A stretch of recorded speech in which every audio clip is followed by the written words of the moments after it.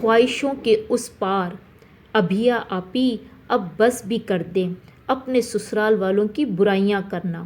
جب سے آئی ہیں خالہ کے نادیدہ مظالم کی داستانیں سنا سنا کر امی کو ہولائے جا رہی ہیں۔ 4 ماہ کی شادی میں یہ حال ہے تو 4 سال بعد پتہ نہیں کیا حال ہوگا۔ فریحہ نے اپنی کتابیں سمیٹتے ہوئے بڑی بہن کو ٹوکا، حالانکہ سب جانتے تھے کہ خالہ اپنی اکلوتی بہو ابھیا پر جان چھڑکتی ہے اور شوہر کا تو بس نہیں چلتا کہ بیوی کی راہوں میں پلکیں بچھا دے۔ اس سب کے باوجود ابھیا خوش نہیں تھی۔ اس کی وجہ حورب تھی۔ ابھیا اور حورب کی بہت اچھی دوستی تھی۔ حورب کی شادی بہت امیر گھرانے میں ہوئی تھی۔ وہ جب کبھی حورب سے اپنا موازنہ کرتی، کمتری کا احساس بڑھنے لگتا تھا۔ ہائے فری، کاش میرے نصیب میں بھی حورب جیسی سسرال لکھی ہوتی۔ اس کا دولہا دیکھا تھا جب وہ مرسڈیز سے اترا تھا۔ فری بھی اسبات میں سر ہلانے لگی۔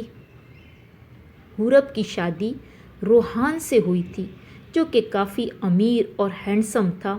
شادی کی پہلی رات ہی روحان نے حورب سے کہا، میں اپنے ماموں کی بیٹی کو پسند کرتا ہوں، لیکن روایتی نن بھاوج کی چپکلش ہماری محبت کے آگے آ گئی اور امی عالیہ کی بجائے تمہیں بیا لائی۔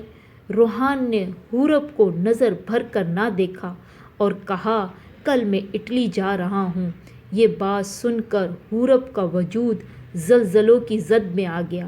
شوہر کے جانے کے بعد حورب اپنی ساس اور شادی شدہ نندوں کی خدمت میں دن گزار رہی تھی کہ روحان نے اٹلی سے ایک لیٹر بھیج دیا، جس میں لکھا تھا، میں نے یہاں شادی کر لی ہے، اور بیچاری حورب کے لیے اس میں طلاق نامہ موجود تھا۔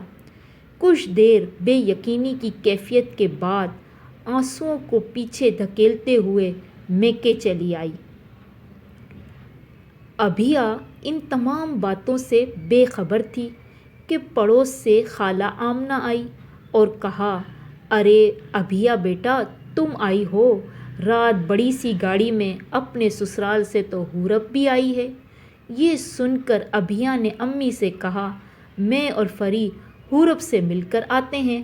ابھیا جب حورب سے ملی تو اس کا حال دیکھ کر حیران ہو گئی۔ حورب بے انتہا کمزور اور بخار میں تپ رہی تھی۔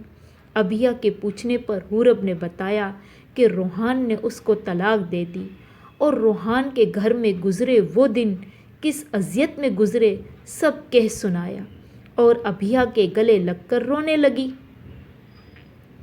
ابھیا یہ سب سن کر حیران ہو گئی۔ وہ جب بھی اپنی شادی کا مقابلہ حورب کی شادی سے کرتی تو خود کو بد نصیب سمجھتی، اور اپنے محبت کرنے والے شوہر کا مقابلہ روحان سے کرتی تو نئے سرے سے اپنے نصیبوں کو کوستی۔ آج اس کی سمجھ میں آیا کہ ہر خواہش کے اس پار آسودگی نہیں ہوتی۔ پروردگار حورب کے نصیب میں 2 جہاں کی خوشیاں لکھ دے۔ ابھیا نے اپنی دوست کے لیے دل سے دعا کی اور اپنے اچھے نصیبوں پر اللہ کا شکر ادا کرنے لگی۔ اگر کہانی پسند آئی ہو تو پلیز سبسکرائب لازمی کیجیے گا۔ شکریہ۔